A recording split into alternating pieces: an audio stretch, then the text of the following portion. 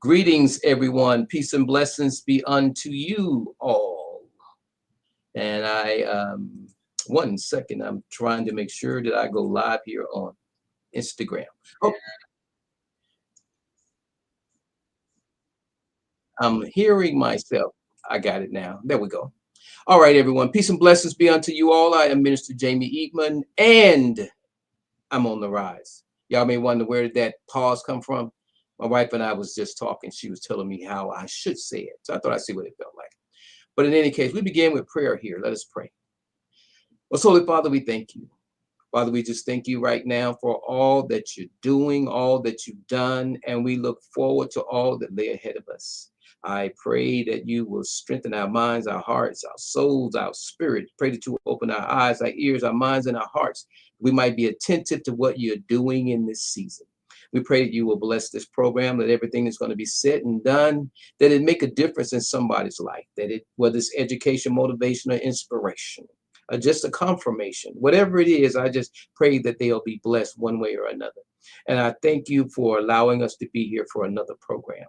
And Father, I just pray right now in this season that we're in, that you would forgive us for our sins, those of omission or commission, and that you would give us for our trespasses and forgive those who may have trespassed against us. In this season where there's so much concern, there's so much worry, we're supposedly going into another year. People concerned with the time, what they did or didn't experience over the holidays. I just pray you bring back to remembrance what love, peace, and joy is all about. These blessings I most humbly ask in the spirit of Christ. Amen, amen, and amen. All right, my brother. Thank you all for joining us. And for those of you who happened to have dropped in yesterday, actually, there was a program. It was on the Rise Movement. And we did a program on yesterday. My wife told me that someone called her and said that I was online. And she didn't know it. And I told her I'm going downstairs. But there was one difference. Yesterday was Thursday. So that didn't register that I was going down to do the program. But nonetheless, there was a show on yesterday, and I would encourage you all to go back and look at it. I think it went very well. As a matter of fact, the content is going to be the same that we were discussing, but there were some things that were said there that might go well with this, but I'm sure it's going to be just as significant without that, if you know what I mean. So we're about to get started here. I want to greet my brother Gregory Pope. Peace and blessings, my brother. How are you? I'm doing well. Thank you for having me. Thank you for coming. It's always a pleasure. You know, Facebook used to be where if a person wasn't on camera, you could have a, a, a representation of them. They could just turn off their camera and it would show an image of them, whatever picture they chose. But for some reason, that's not there. Or it may be Lady Antoinette. She may have done something. I don't know. But I'm going to inquire if that's the case. Either way, we train the way we fight. So we just have to work around or above or over whatever's going on. As a matter of fact, we are on the rise, educating, motivating, and inspiring individuals to rise above situations and circumstances. And that's all it is, just a circumstance, situation. And we're going to rise above it, regardless. I was asking my brother, or we were just talking briefly before the program started. He wasn't with me yesterday. So, Brother Gregory, when you looked at this topic that we're talking about, what thoughts cross your mind?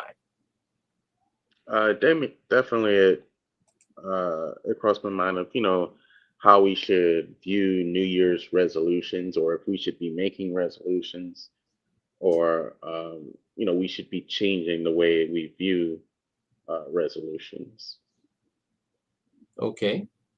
So when you say changing the way we view them, how should we look at that? We should make more of them, less of them. Shed a little light on that.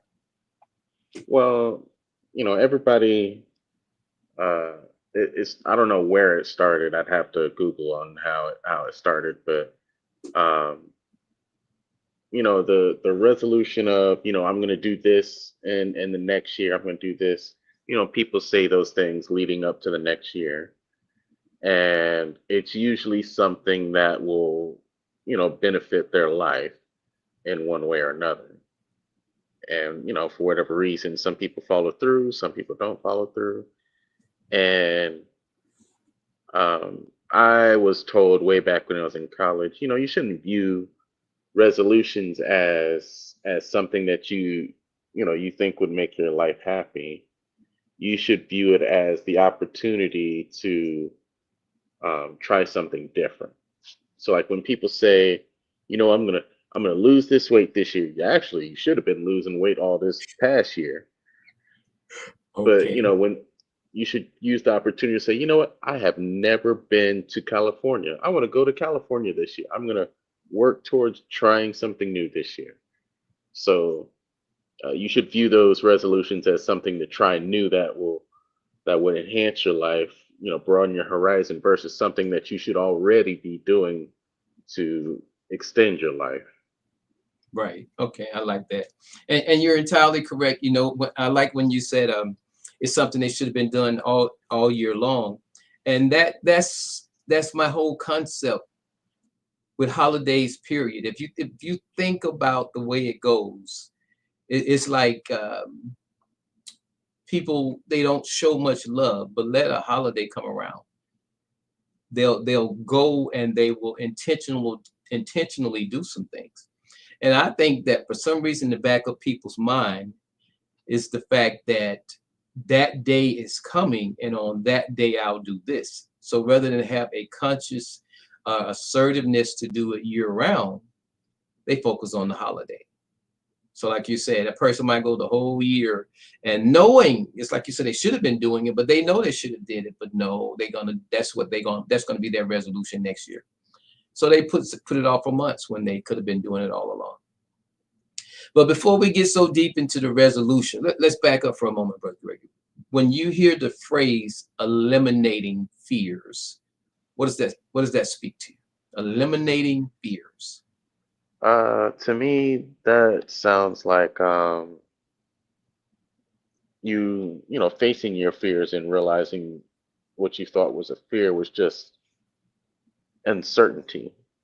And uncertain about things is just human nature. If you don't know what lies on the other side of a wall, your imagination will come up with fears, and that's just human nature. So if you eliminate those fears by saying, um, the worst thing that's on the other side of that wall is death, and I'm saved, so I know I'll just go up to heaven. So it's not that bad.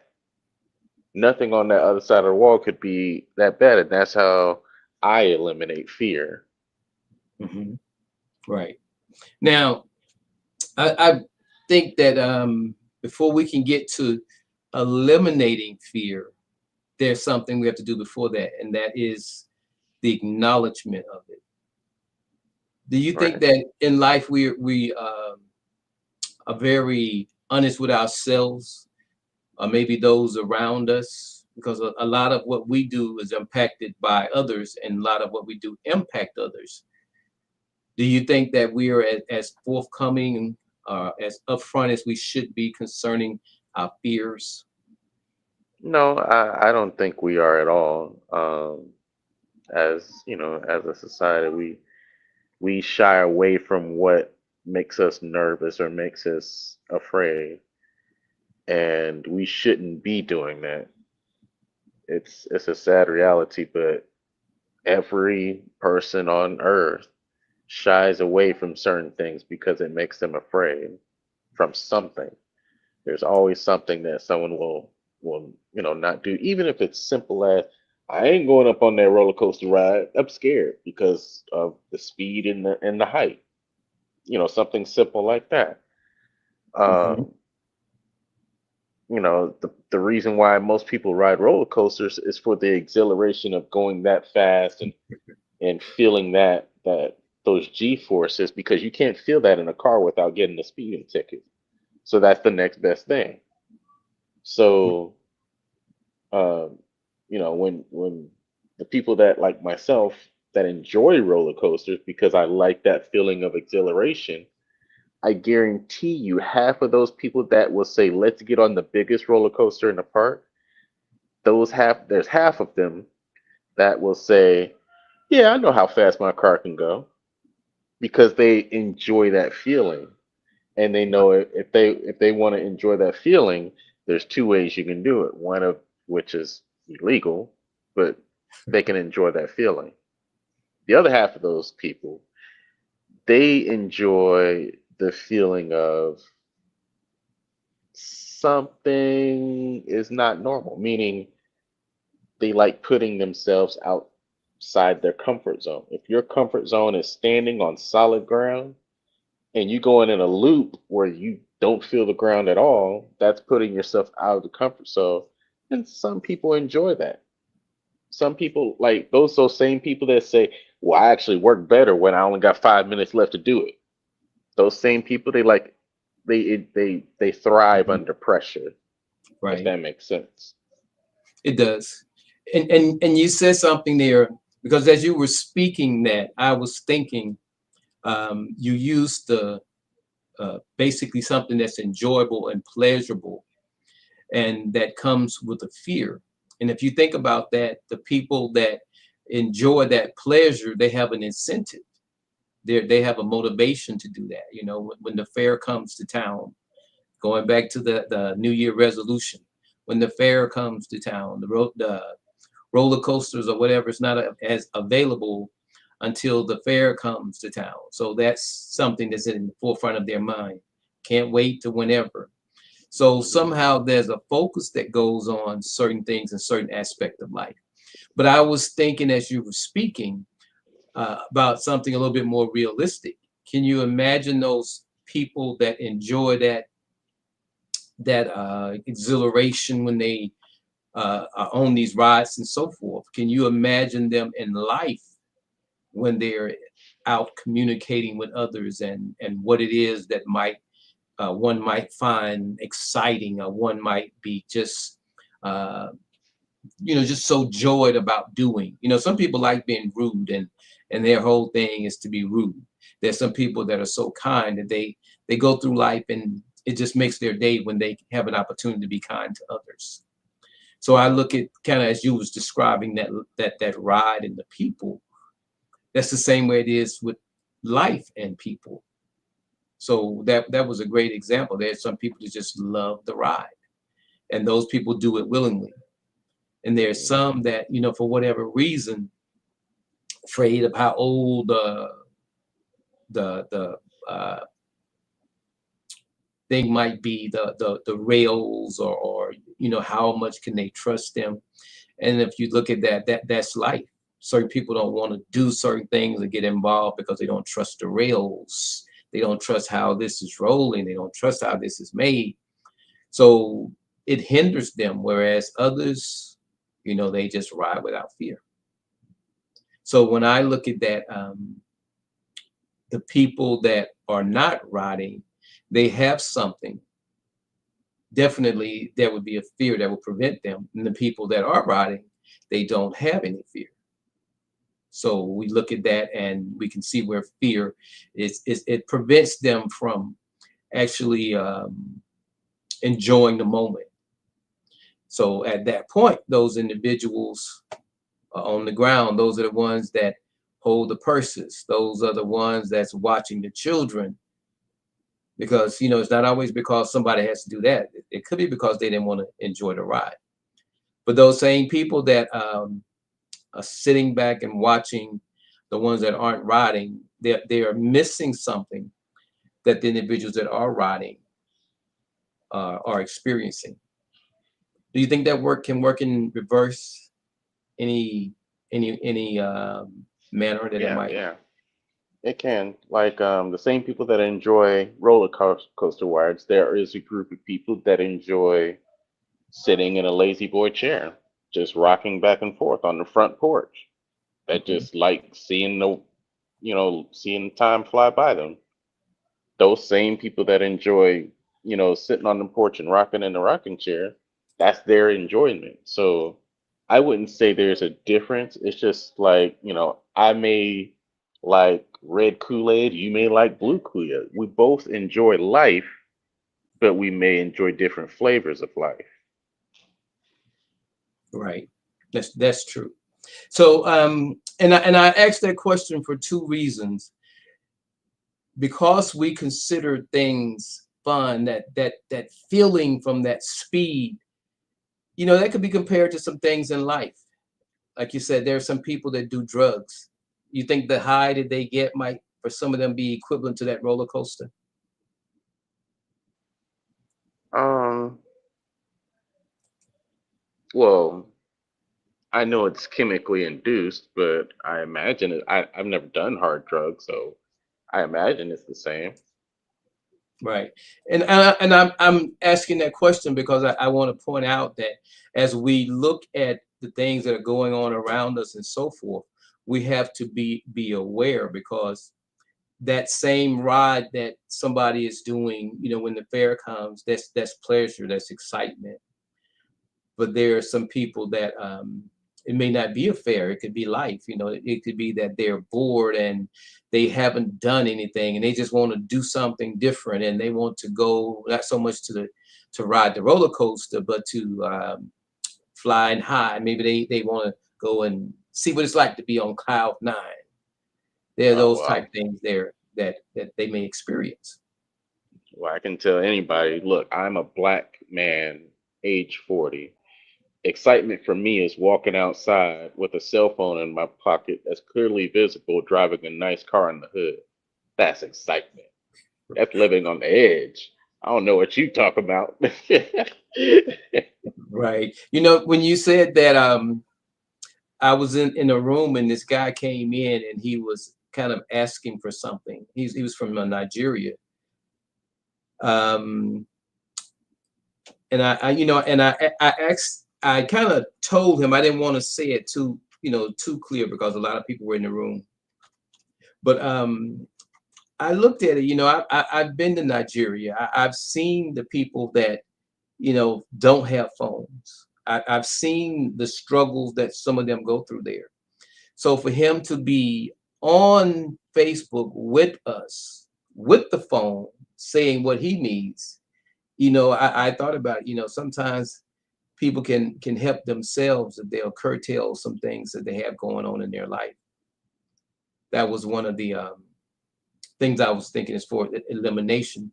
If he actually looked at what, or acknowledged that maybe what he's asking for, the monthly fee that he's paying for that phone or that opportunity to be there on Facebook, is something that he could have had, on an ongoing basis each month, toward his, livelihood.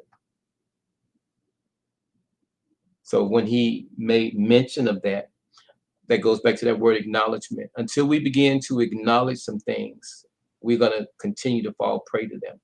Until we acknowledge and possibly change something, or going back to our word, eliminate something. When things get tight, it's like being on a ship, and that there's too much weight and maybe you need to lessen the load. You have to acknowledge that you need to lessen the load. And once you've acknowledged that you need to lessen the load, then you can start looking at, what are you going to, throw off? What are you going to keep? And at that point, you can make an informed decision. But minus that, you carrying some extra weight that's going to impact you, may be a burden for you the whole journey. Mhm. But acknowledgement and elimination, I wanted to get that portion out of the way. But there was a piece I didn't really, get too deeply into yesterday, but I think it's really important. Because when we look at this, and let's go to the new year, these people that are making these decisions, they have to first acknowledge. And once they choose whatever it is that they're going to do you see that as a form of confrontation? Confrontation? I don't think so. Yeah. I thought that was a strong word. And I intentionally used it that way, because in life, there are some things that the only way that they change is that we confront them. Remember, we use the word elimination and acknowledgement. When we Hmm. acknowledge whatever, and we then start looking at and come up with that resolution, that means we are confronting that thing. We are not putting it off, because, as you stated, it's something that should have been going along all that going on all the time. We wasn't ready, and I'll use the word confront. We wasn't ready to confront that issue at that time. So it was put So off.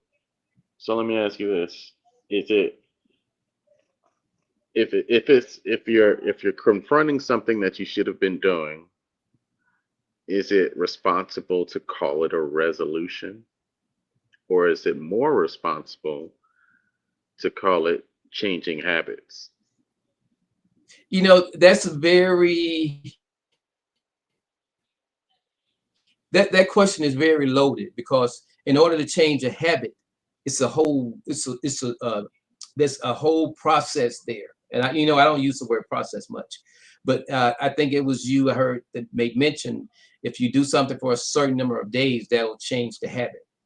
Correct. So it 15 days might to make a change the habit, habit. 30 days to break a habit. Okay, so it might change the habit, but it may be something that a person is doing. Say that someone says you got to lose 10 pounds, and that person goes and it takes them 3 months to do it. Based on that statement, that person should have a change of habit, right? Yeah. But the person is only doing that because he needs to or has to. So when you look at it from that perspective there, the habit thing, it wouldn't even be a change. I think it would be a break. When you break a habit, because a habit is something that kind of has you bound, that you do consistently. It Well, has. I was using change in the form of, instead of eating potato chips, you eat fruit. So you still want a snack, which is the habit, but you change the habit from unhealthy to healthy. Okay, right. Now that's wisdom. I get what you're saying now. I get what you're saying. That makes sense. People get ill, and that's what they're suggested, to change their dietary habits. And and I guess I'm kind of looking at habit as something positive they want to do, but not necessarily. It's something that they do. So if they are in the, as we use habit so many different ways.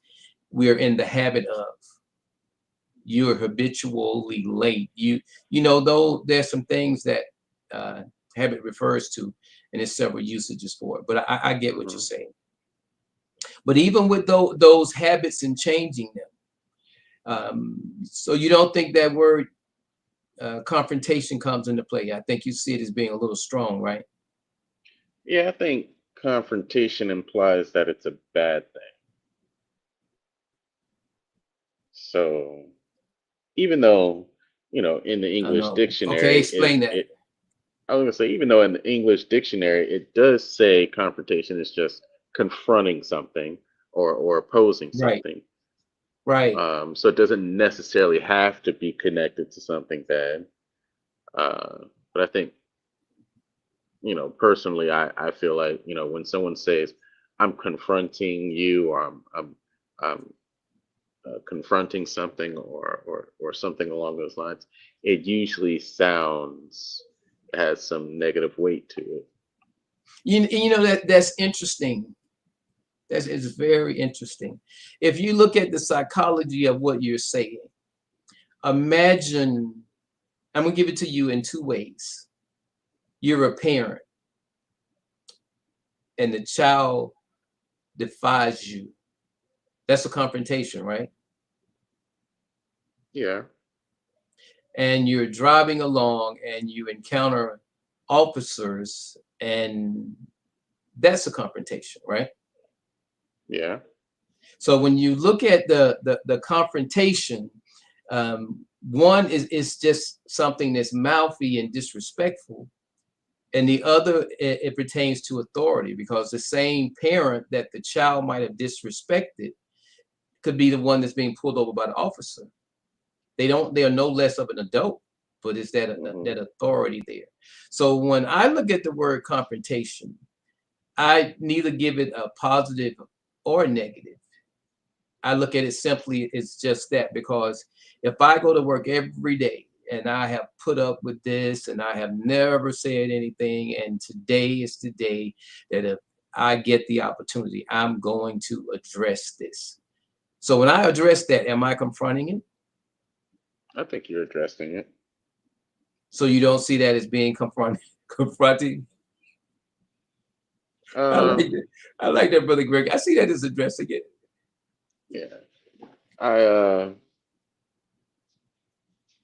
I'll use an old saying that women love to say. It's usually not what you say; it's how you say things. Well, And my wife must be a woman, Greg, because I hear that a lot. But go ahead. that yeah, that's a woman saying. It's not what you say; it's how you say it. Hmm. And when you, I guess if you were to say, I was confronted by such and such in a manner that doesn't sound negative, you can probably could still get away with that. So I wouldn't deem it as uh, uh, a negative aspect. Like if I were to say, let's say I'm in a police station and they ask me about the man that knocked at my door. I said, well, I was confronted by the man. They're probably gonna view that in a negative light because I'm in a Hmm. police station giving a statement. Right. And however, if I talk about one of their buddies, I say, yeah, you're that police officer over there confronted me. Oh, so what did he ask you? They're gonna view it in a different light because it's their buddy, it's their friend. Hmm. So, So not saying it's a wrong word. I just feel like right, maybe a different word. Like when you said addressing, I could see that word. right. And this is a great example of communication because when you're communicating, um, you have to consider your audience. And communication is a two-way process. So, like you say, the thing about it's not how you say it, and it's not what you say, it's how you say it. If a person has enough time to do that, and that's like there's noise, there's the encoding of it and communicating. There's the decoding and hearing it, and it's an ongoing process. But when you get to the point where you break down the communication, it stops with that. I kind of look at it as drama.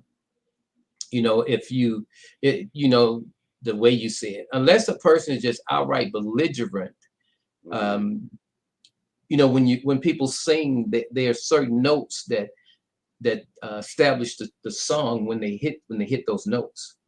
In conversation, people speak and they use a certain tone to emphasize certain things. So it almost makes sense that when people are communicating, if it's not the most agreeable conversation, um, I don't know about most people, but I'm not going to sit there as though I'm somehow on all these downers or all this medication to the point where I'm going to be monotone in my conversation. I wouldn't even expect anyone to. I've learned much better than that. Lady Antoinette says confronting has a more negative connotation, and that's what you're saying, Greg. But I Mm-hmm. like the word confronting because when someone says, "I'll give it to you this way, brother Greg," tell me what you think of this. Educating, motivating, and inspiring individuals to rise above their situation and circumstances. Before you rise above it, or you have to rise to the occasion before you can rise above it. You don't see that as confronting. You have to confront whatever it is before you can get beyond it. Mm, yeah, I can see that. Yeah. So, Lady Antoinette or Brother Gregory, give me another word that would be better than confronting there. A word that would make that sound better. Because Let's see here. until you're ready to confront the issues that are before you, how would I say that in a manner? Help me out.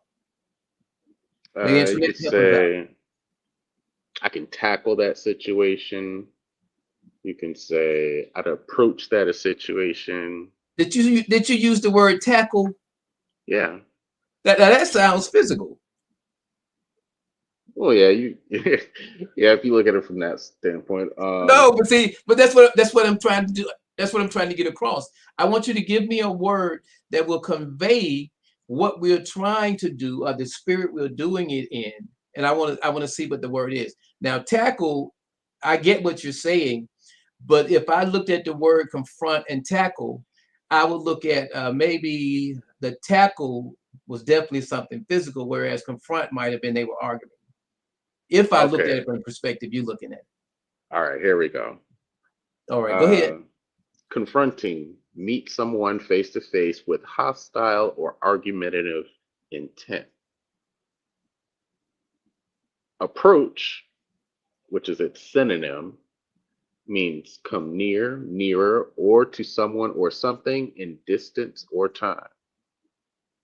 Mm-hmm. So, I like to approach this with humility Mm-hmm. versus I I'm going to confront this with humility. One Mm-hmm. sounds suited for the sentence, and the other one sounds like an oxymoron Okay. Now, I or hear a you, juxtaposition. and I hear you. So, what if I said to you that I was coming and I was ready to deal with this. I was ready to confront this situation. And when I heard the person speak, I empathized with them and I humbled myself. That's the reverse of what you just said. And I'm saying that to say that I does it sound like I was going there to be hostile or just that there was a confrontation? Because Lady Antoinette just put here, ooh, this cake is awesome. I think I'll confront the baker. So I assume that her position is that the word confront don't go there Right. because that but what would you do? Let me talk to the baker. That's fine. Well, well, the definition is, coming face to face with someone with hostile and argumentative intent. So the I'm sure definition by itself is negative. if you read on down, Brother Gregory, I found that most definitions that we have, there's a couple of meanings there. I'm sure that's Right. not the only Second, one. third, and fourth. Yes. Okay, so and remember now, this is what's important. I haven't got a chance to say this in a while, but it's very important we remember this. When it comes down to Hmm. conversation and communication is very important. When you're communicating with someone, going back to the example about it's not what you say, it's how you say it. Well, if you're communicating with someone and that's the way they communicate, you're not communicating when you come back with that because that person was actually communicating their thoughts. They Hmm. went about it in a slightly different manner than you would, which is going to happen in most cases. If we were all on you know medications that kept us at a certain tempo or level, we'd all be at the same level. You never hear a voice raised. You never have any of the things that people think they shouldn't be privy to. Hmm. Those things there are going to happen. But when you look at the thought of those words, when you say it's maybe second, third, or fourth, my vocabulary, get the difference. My vocabulary, what's number three in your dictionary, might be number one in my vocabulary. And because you're Hmm. not talking to the dictionary, you have to consider your audience. Does that make sense? Yes, it does. So when you're speaking to me and you get, that's why those combinations of verbals and nonverbals are so important. Because when we start talking and you sense that I'm being a certain way and you look at me and there's no anger in my face and there's no hostility in my face, or when you look at me and you can see the frustration in my face, then you would better be able to relate to what is going on here. And then Hmm. to turn around and say something like, however it gets introduced is not what you say, it's how you say it. That's almost, I don't know. I can't tell people how to handle that, but I know how I process it. I Hmm. let it go because I look at it as a communication factor, and maybe this person that's speaking this is either trying to derail the conversation or don't realize that they are. Because that Right. wasn't a question. When you introduce that that's I don't care what the topic is. It doesn't sound like that would be in relation to anything being said. I Now, if it agree. gets to the point where it's out of hand and all that, that's different. But if you're communicating, people need to learn how to communicate. Hmm. That's if you can remember when we were coming up and people would be talking, they'd be all in your face. That wasn't the problem. The fight didn't start because someone was in your face. It started when they hit you. As they say, who passed the first lick? That's why that question always comes up. Who hit who drew first blood or whatever the case may be. But outside of that, it's understood that when people have arguments and whatever they have, that there's going to be some of that um, tension there. What do you think? I definitely understand what you're saying, and I've never had anyone in my face, so I can't speak from experience. Um, but I have set the precedent in the room by saying, you know, I'm talking like this to you. I expect you to talk to me in the same manner. And if you don't want to talk to me in that same manner, we're not going to talk. So I have set the grounds for how the conversation should go, and I leave the room if the grounds are broken. I'm not going to be in that room with you. And I learned this way back when I was in my 30s. Um, Hmm. you And know, I like that, brother Greg. You're right on point because what that says there is that you chose to end the communication. Now, one of the things you mhm. have to realize when you end the communication is that there's nothing going to come after that, productive or non-productive. It ceases. So, what have you really accomplished? Exactly. See, when people what people don't get, my wife and I were talking earlier, and it was something that was said, and there was a word that came up. I think it was I don't remember, but it has a meaning to it. But the only way you can use this word is for someone that adds to or does something as a result of an exchange. You can't use it in initiating. It has to occur during the exchange. So the concept that people need to realize is that when you're communicating, if you have the preconceived notions that something took place before you even started communicating, your communication is going to be impacted by that. So Hmm. all these things, as you say about uh, setting the room and making these decisions, you are 100% correct. You just set the stage. You just took control. But as far as communication and depending on what it was, nothing is gonna happen or occur. That's Well, I can tell you this. I've learned how to communicate with women very easily in my 40 years of being on Earth, mhm. and I I've talked my way out of many times being in trouble for staying out too late. And the easiest way to do it is I know I'm coming in at 1 o'clock in the morning. I told her I was going to be back at 10 o'clock, and I could tell her the truth. Look, I was having a good time. I didn't realize what time it was. When I looked up, I knew I had to leave, so I left immediately. But the women I've dated in the past, they wouldn't believe that truth. So, being that they're emotional creatures, I had to do something that would pull on their emotional strength. So I come rushing in the house. I say, "You're not going. No, they ain't gonna get me. They not gonna get me."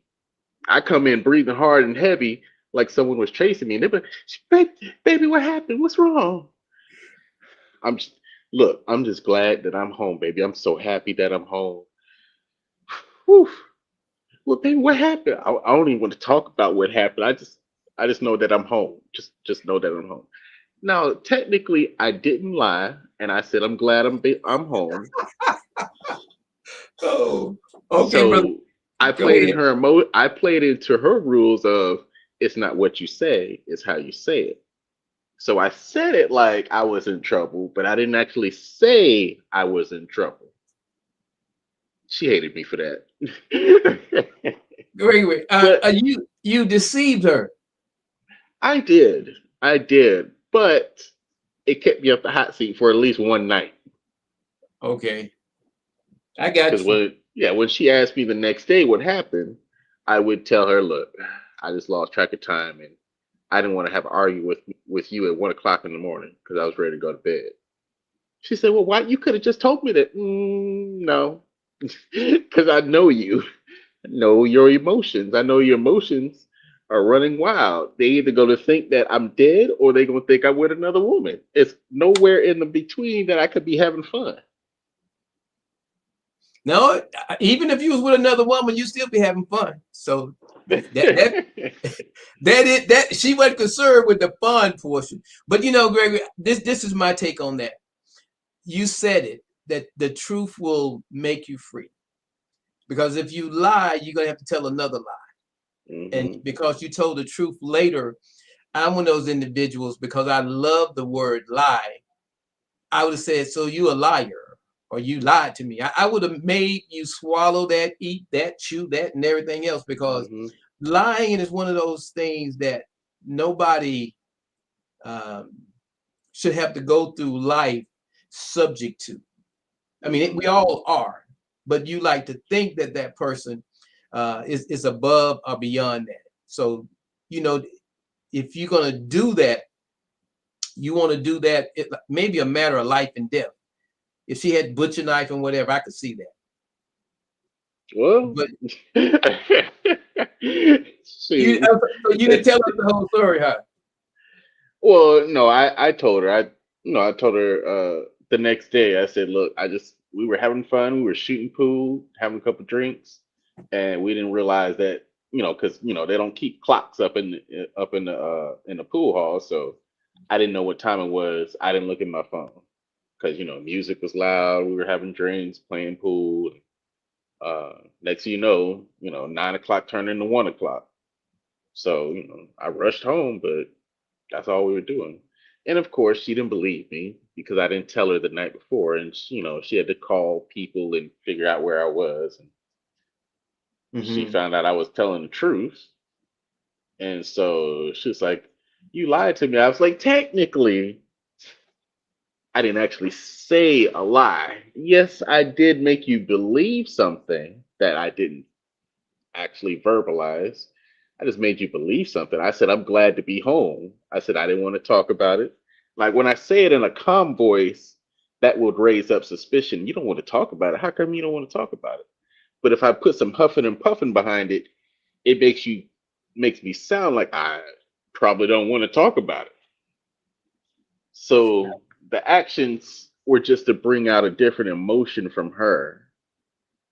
And me and that being that I knew how to do that, and I most women will admit that if they see their man huffing and puffing, acting like they running from somebody, they're gonna get worried, and they're gonna completely forget about why they were mad at you in the first place. They want to know, are you okay?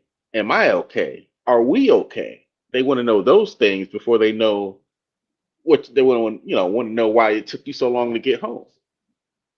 Mm-hmm. So when it comes to communication, I said all that to say that it's good to know your audience. It's good to know who you're talking to, not to Right, deceive them, but to know how you can talk to them, to right. know what you can say to them. Like I know, I can tell my dad, "Hey, Pop, you know what? You forgetting some things. You probably should take some ginkgo biloba or something, or echinacea, or whatever those herbs are. Help you restore your memory." And well, I'll see what I Mm-hmm. can do. And whereas if I say the same thing to my mother, she might break down and cry because it may trigger something else because she's thinking about something else, or because women are emotional women. Mm-hmm. I got you. Well, and I understand the portion like you just explained about them being emotional and all of that. I understand that. But my thing is this. If you start making those allowances and going that way, it's almost like things don't get better. Most things in life tend to get progressively worse. So if it starts out like that, and you do that, and the person may not say anything to you. And here's a perfect example. I thought about this just yesterday, Lady Antoinette. Um, I had this thing with my wife. I told her there's certain things I'll do. If I do them, I'll do them out of love. And I was doing some things, and she thanked me. And the thought went through my mind, don't thank me. Because in my mind, um, I'm doing these things. And the question then becomes how much love is in it. After a certain amount of time frame, things begin to wear and tear. And I'm using that as an example because of the fact, like when you did that with her about the deceit, too many episodes of deceit, you may laugh about it, but at some point, character is not measured in time of comfort, but in time of adversity. I You agree. want You only the could get away person, with that once. right? You want the person to trust you because there's going to come something when you're going to need that trust. And if you have been deceitful, the person may not call you a liar. Uh, it's probably a word that only I would probably use. But when it comes down to that moment where you need that trust, if that trust isn't there, Hmm. it could be an innocent moment, but it's going to be handled as though you're guilty. The little gray areas, you know how they say the tie go to the runner? Hmm. That's when all the ties, there are no more ties at that point. You got to prove yourself. So I'm I just agree. saying that to say it can hinder a relationship when we get like that. I agree with that. When it comes time for, I get married, I believe in my heart of hearts that, the truth is the way to go, and that will make a long lasting relationship. I I also believe that women love excitement, and there's nothing more exciting than keeping her in the dark. That's exciting for everybody in the relationship. You just keep her in the dark. Just say certain things at certain moments. And she'll be like, "What? What?" And she'll be telling her girlfriends, "Girl, you don't know. My man, shoot, he just keep a gun next to him. I don't know why. He won't tell me why. He just keeps saying he keep a gun next to him because they might want to try him. I don't know what that means. I got you. But So they love the a excitement." little mystery, huh? Now we all know why I would keep a gun next to me because for home protection, but no one wants to hear that boring story. Women want to hear that story of I wish a brother would come up in here. He gonna be Swiss cheese when he leave. I They want to got hear that, not the other part, the boring part where you say, well, it's according to statistics, 5 out of 10 people, blah blah blah blah. Nobody wants to hear that. right. Brother Gregory, I want you to know, Lady Antoinette. I don't know if you're looking at your screen, but she put shaking her head. She kind of trying to abandon you, but y'all, you've been right there with her, supportive, and she's shaking her head. But let's kind of move forward on this. The everything we talked about has been where who you are really starts, and Hmm. where who you are really determined, and that's in the home. The people that are closest to you, those are the easy relationships. The more challenging ones is when you step outside of it. That becomes the area there where people are, they are less concerned with certain things, but they are more critical of almost everything. Would you agree? Completely. Yeah, a lot of people are critical of other people, and you don't even know them. I used Right. to ask my mother that all the time. Like, how can you judge people's performance when you don't know what it took for them to get there? Like, if I saw some of these gymnasts, their work ethic, like if I don't know if you ever seen a gymnast how they work out. They work out like football players. Like it's amazing. And like, cause my two cousins, they were both gymnasts, like trying to compete to get in the Olympic level, and they were amazing. They were, got all these trophies and ribbons from being in gymnastics. And when it came time for me to start playing football, because they were about 7, 8 years older than me, I realized that I wanted to have work ethic like them, and it turned out it was good for me because I understood what it takes to be a champion and get all these trophies. And that's what happened to me when I going through school and all that. I got all these Right, trophies. I mean, they're in storage now, but I could say I was the best at this, that, and that because I worked hard at it. right. And and what you just mentioned is kind of what this whole thing is about here, because we going into a new year, and not only are people going to come up with resolutions, but hopefully they'll put some thought into them. Like you said, there's some things that only make sense when you saw them and their work ethics. It wasn't that you decided that you're going to have work ethic. You saw the value of them before you made that decision. So it became, as you said, kind of an easy habit for you Yeah. versus hard work for some of the people that are going to make some of these. But I also want to acknowledge how you acknowledged their accomplishments. And because you acknowledged their accomplishments, you then had the mindset to eliminate some of your potential failures by the work ethics. That's a whole conversation there that's not really touched on, but that's kind of all those things coming into play there. And what you were willing to do is you actually, with your time, you were willing to give that, to do whatever it took to get you as close to being the best you that you could be. And a lot of people, if they're just looking at this as tradition, a lot of people they're gonna traditionally do what people do at this time of year. But the intent behind this program was to eliminate the fear. The yesterday's program was in the upcoming year, but today's program is in the upcoming years, because in reality, I'm one of those individuals. I don't believe in that resolution thing. I'm going to make this as a matter of fact, I don't even really care what day the year ends or starts or whatever. Throughout the year, I have a philosophy of working toward a certain goal, and that's to being the best me. So I really don't get into the resolution thing. But for someone that does, I would hope that they put some deep thought into whatever it was that they were working toward as far as a resolution went. Now, Brother Greg, I was trying to figure out last night, and you can help me out.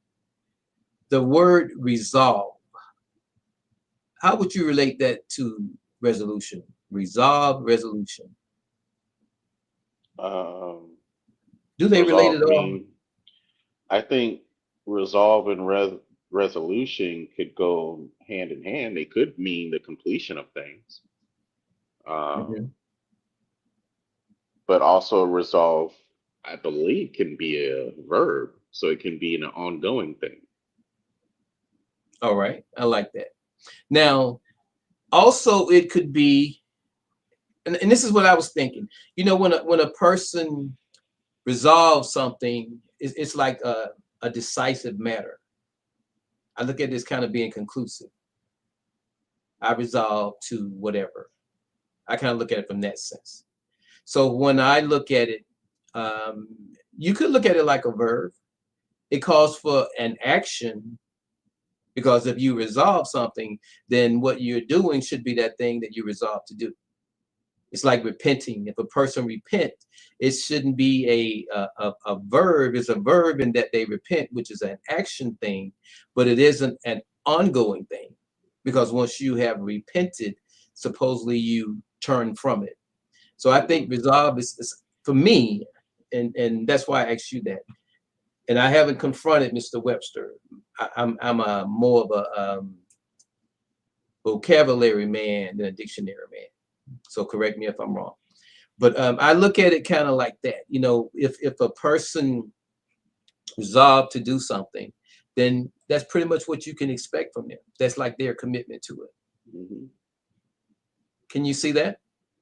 Yes. I mean, to my knowledge, it can be both, something that you finish and that's something that's ongoing, like a verb.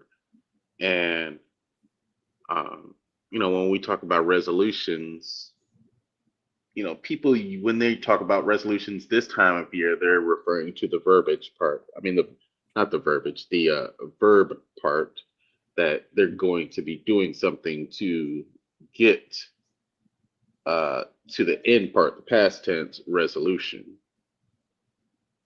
Mm-hmm. So I feel like, when it comes to our New Year's resolutions, we should just, you know, focus on trying something different. I like the way you put that, Brother Greg, when you use that verb, because a verb represents an action. And I look at resolve, it's when a person concludes, or they take a position or a stance. So at that point, that's kind of supposed to be something that's decided, they are committed to, or whatever. But this should be their position. Do I have it correct? Or do you agree with that? Oh yeah, yeah. Resolve can be both person, Right. place, And and and thing, that's and a what verb. I'm Yeah. getting at.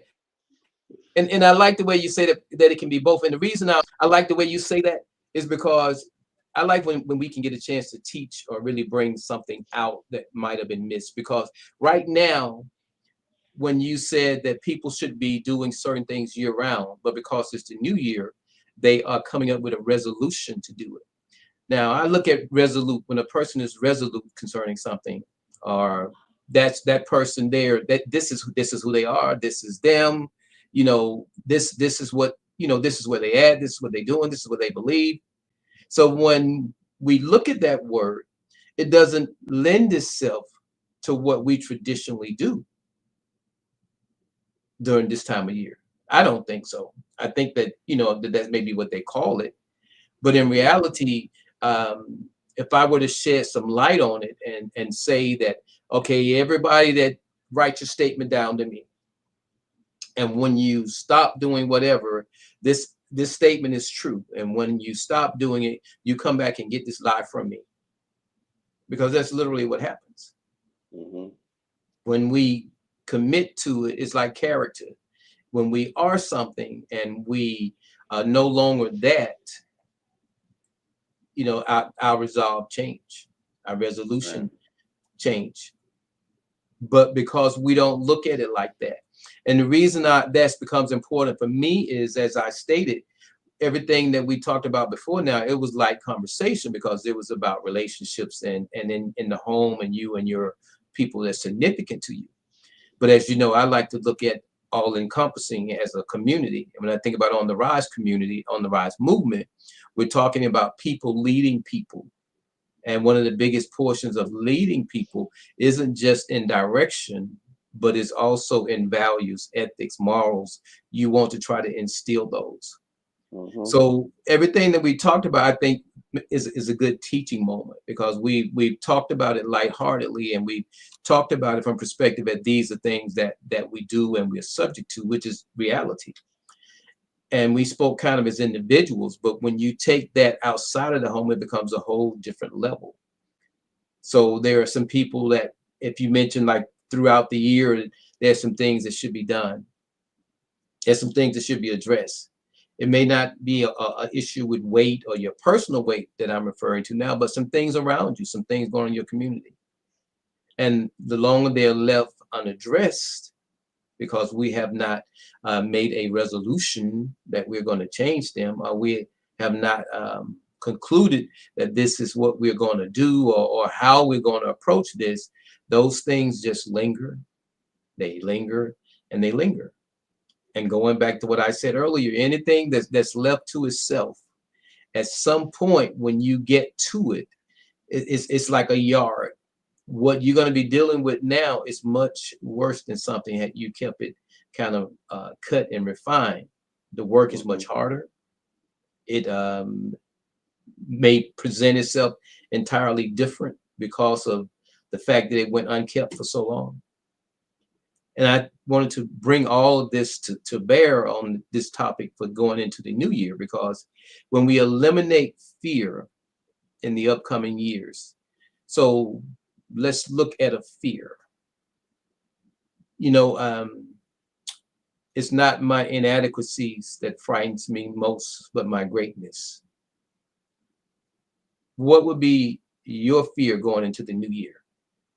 And I don't mean as in, you're just totally paralyzed by it. Lady Antoinette, you can share yours as well. Um, my fear would be that for whatever reason, I decide to give up or stop pushing forward. Um, that's a fear that uh, I've had for a long time, and there've been a few times when I just said, "Look, I'm tired. Like I'm so tired." And when you hear a black man say, "I'm tired," and the way he says it, sometimes you can understand, well, shoot, that ain't physically tired. That's a whole bunch of other tired mixed in there with it. That's physical, mental, spiritual, just tired.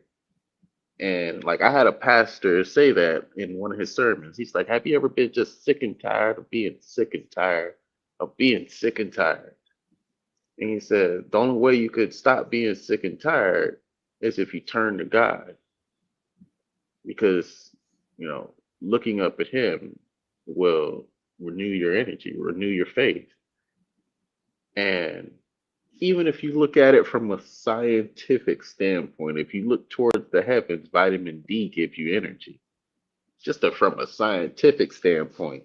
Mm-hmm. So looking towards God really renews your energy. It literally does that from a spiritual standpoint, a physical standpoint, a chemically standpoint. If you look towards God, you can have that renewed energy. And so that's always been a fear of mine, just you know, stopping. Mm-hmm. Right. You know, Brother Greg, I don't know if you have heard me tell this before, but I had a dream once. And in that dream, it was like we were in this classroom and the class was given a break. And me being the loner I am, even in the dream, I was walking back from the break and I was kind of rushing because I felt like I was running late. And when I got to the class where the classroom was, it was like there was nobody in there. And there were these shoes that came toward the door. And these shoes were peculiar because they wasn't Jordans, they wasn't anybody's. There was no logo on them. Wasn't marketing for anybody. They, as a matter of fact, they burned, but they didn't burn. It's like they were fiery shoes. And as I Mm, looked at them, I was amazed. And I stopped and they stopped. And they made a little bout and they went back toward the room. And I went to look and they sort of turned around.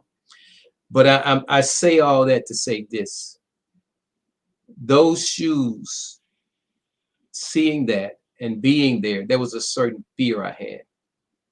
And that fear for me, it wasn't, um,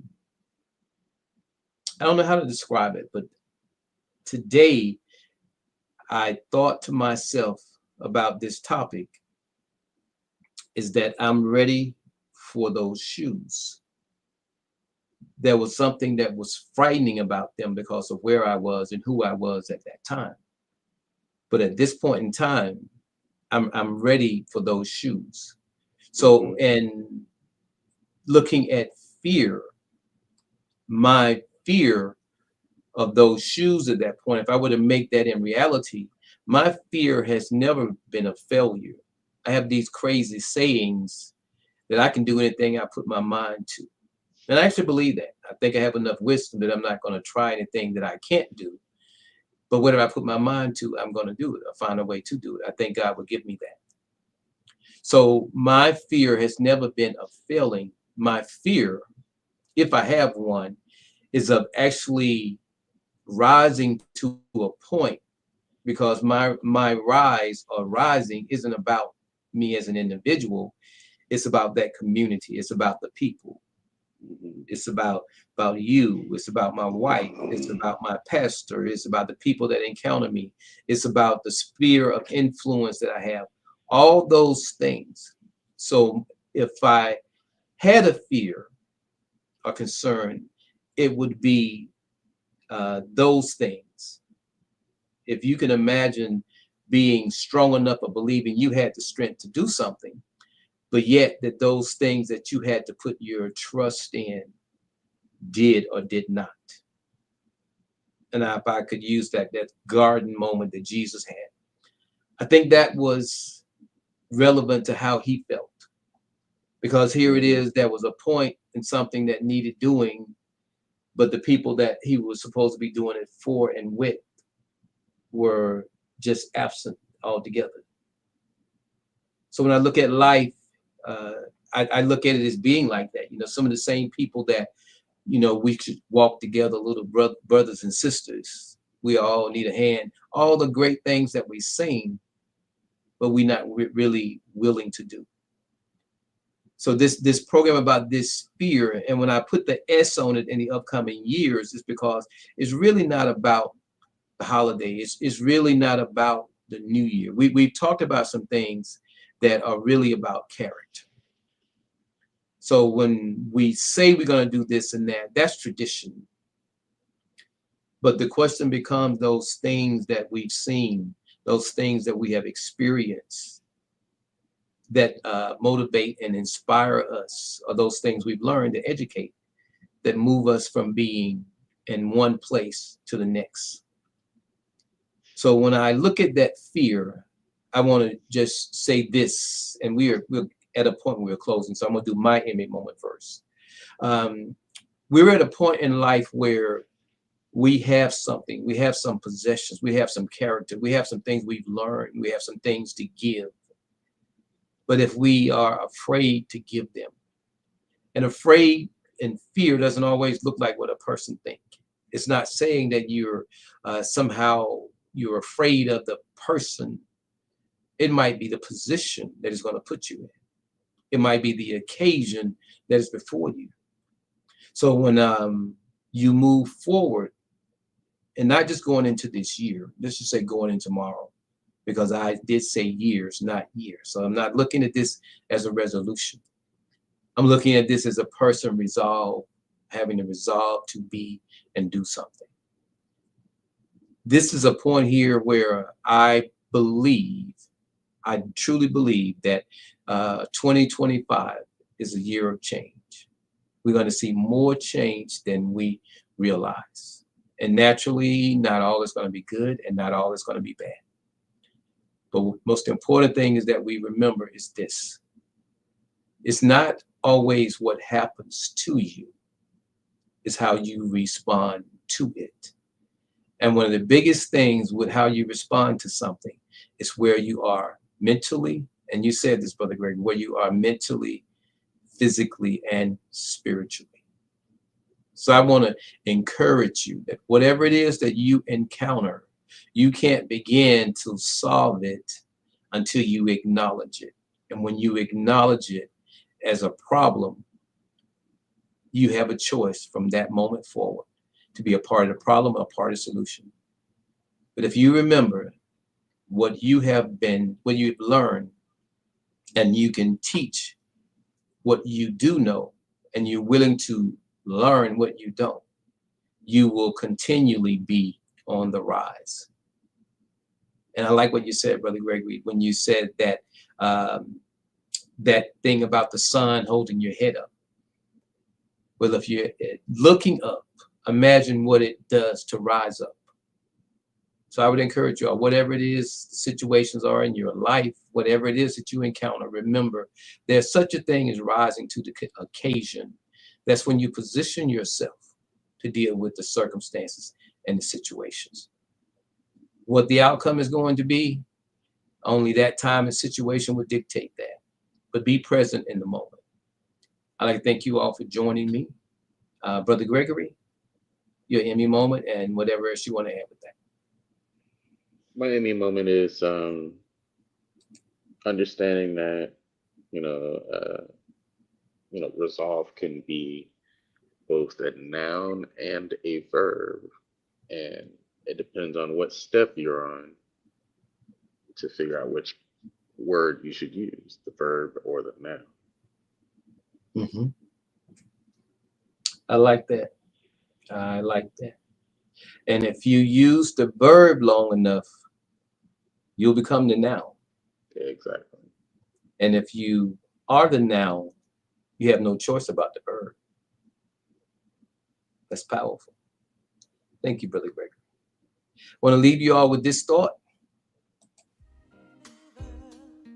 This generation and turn their hearts to our Father which art in heaven, and turn their hearts to our Father, Lord of creation. tell me who Will it be you? tell me who will it be you tell me who will it be you Will it be you? will it be you Will it be you? tell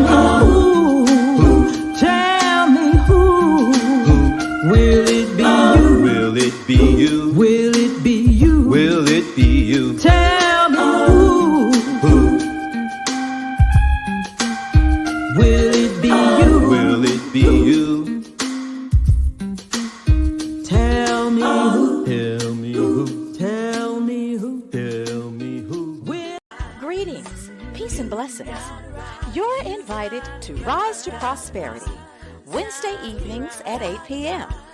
I, Lady Antoinette, and my co-host, Minister Jamie Eatman, would love for you to join us, our panelists, and our conversation room guests Wednesday evenings at 8 p.m. as we rise to prosperity. And if you don't hear anything else or remember this show for anything else, remember these words. This is no time to engage in the luxury of cooling off or to take the tranquilizing drug of gradualism. And I, for one, will join in with anyone. Don't care what color you are, as long as you want to change this miserable condition that exists on this earth. Greetings, I am Jamie Eatman. Join me Fridays at 8 p.m. for On the Rise movement. Thank you all for joining us. And the last notes just said, you gotta rise. Peace and blessings.